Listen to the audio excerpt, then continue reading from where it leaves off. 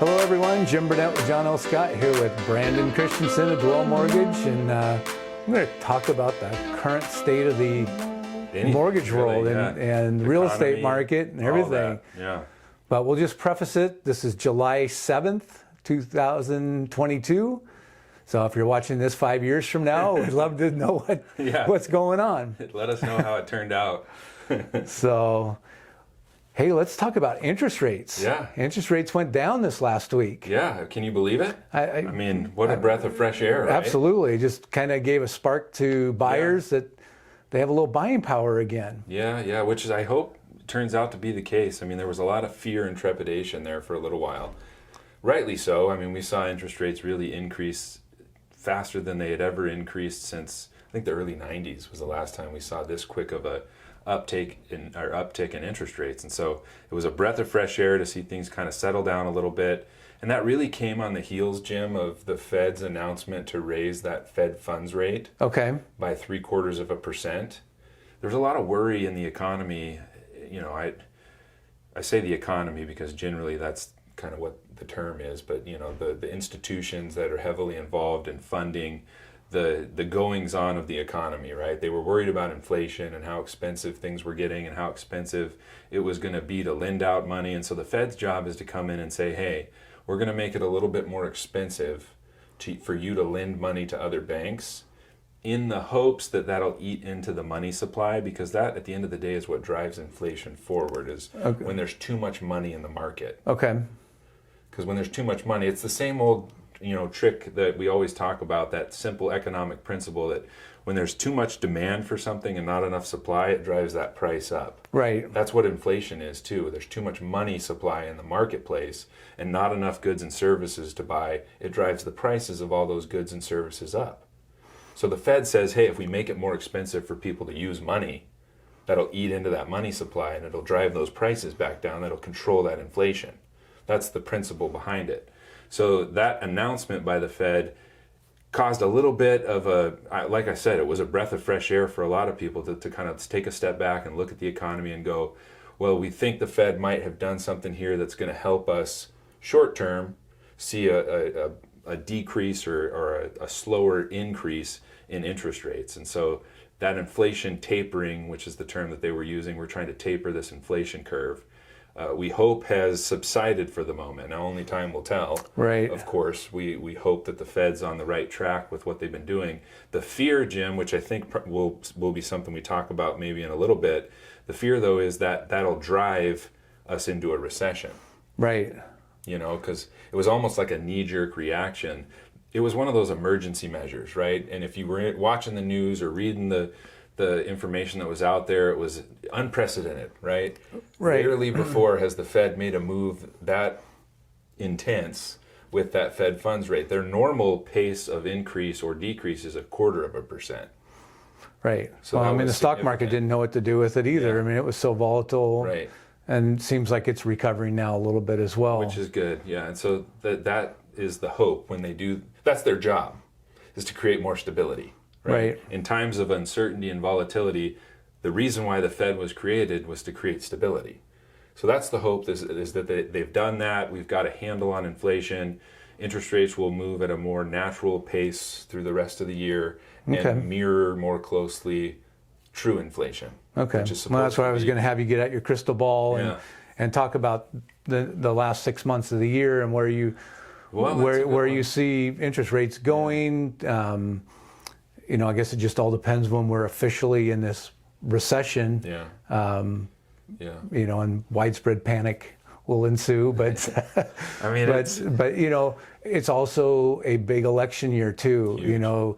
And the Fed isn't controlled by the government. Mm-hmm. It's an independent organization, but on the same sense, I feel like they may get some pressure to make one side look better than the other going into November. So maybe play a role. So it might have some benefit to home buyers at that point in time. We were talking about that the other day, huh? Right. Yeah, I think if you're asking for my official projection on interest rates, my gut tells me, and really the science that I've followed and the math that I've looked at tells me that we've seen probably the worst of it.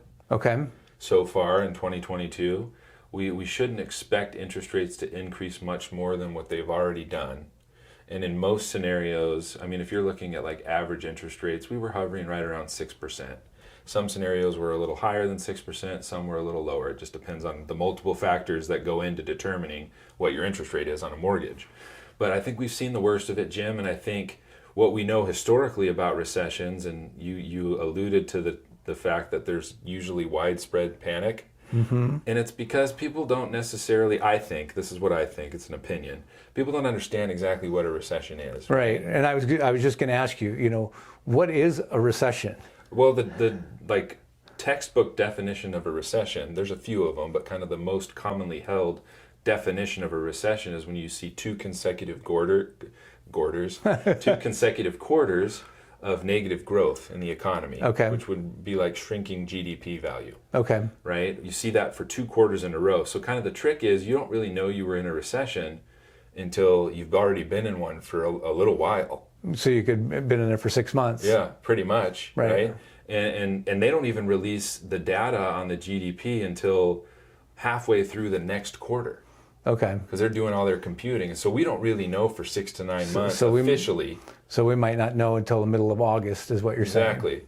But, there's some other things that we look at too. It's not just the contraction in the economy, meaning that shrinking GDP number. There's also the yield curve inversion is another kind of tool that we use. And again, that's when the longer term bonds, we've talked about this before, like the 10-year treasury note is underperforming the short-term treasury note, right? The yield on a long-term bond should be higher than on a short-term bond. So whenever that gets inverted, it's called a yield curve inversion, which is a sign of an inflationary state and a sign of a recession. Another indicator of a recession is we watch unemployment very closely because historically, as you enter into a recessionary period, unemployment tops out at the lowest levels that it's been at, and then it'll uptick. There'll be an uptick in the amount of people that are unemployed. And so we're watching that closely because we've seen the turn. We saw unemployment reach its best levels, lowest levels that it had since the pandemic, since the beginning of the pandemic, and now we're seeing that number let off a little bit. So that's another indicator that there's a recession. Because this is the reason why, Jim, I think it's important to understand why unemployment's a good indicator of a recession. What's the most expensive thing that a business keeps on its books? Well, payroll. Payroll, right? It's their staff. And so one of the earliest signs that you can identify of things getting more difficult in the economy is people getting laid off, because that's the first thing that employers and businesses look at, because it's the easiest thing to free up cash for the business is to let staff members go, right? Right. It's harder to do other things like, clear out your inventory or change your orders and do all that stuff, but you can cut staff members immediately and free up that cash. And so that's why we watch unemployment, because as soon as that starts to go up again, we can see that we're moving towards that recession. And I think the other thing to kind of highlight here is recessions aren't necessarily evil, right? You hear that widespread panic that you mentioned. Right. A recession's coming. Yeah, I mean, it's not a perfect situation, but it's a natural.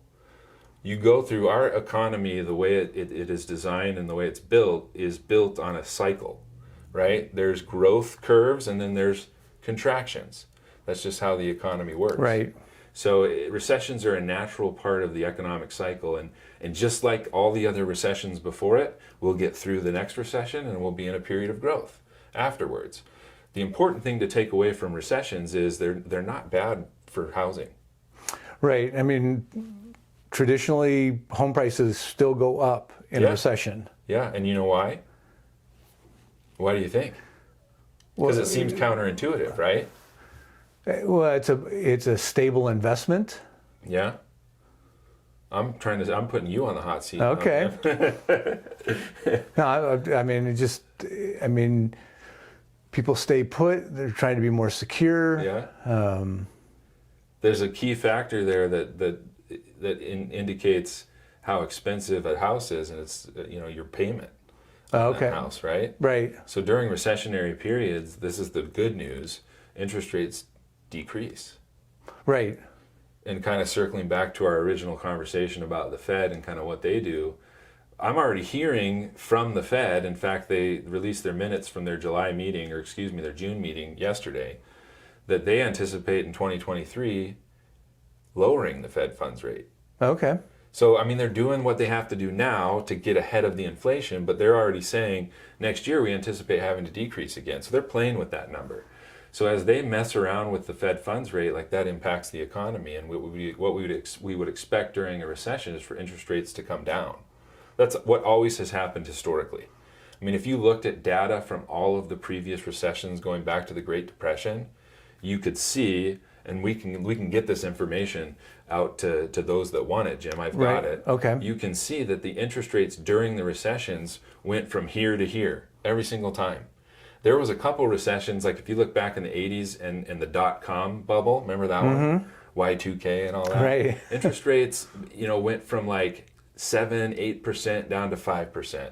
The one in the 80s is the crazy one. It was like 11% or 14% down to 8%. 6% decrease in rates. Wow. Can you imagine that? Like that would be like going from where we're at right now to zero. Right. Which isn't going to happen, but like because rates were so much higher in the 80s, that's what naturally happened as a result of the recession. And so because interest rates decrease, that actually drives home values up. Okay. Even during recessions.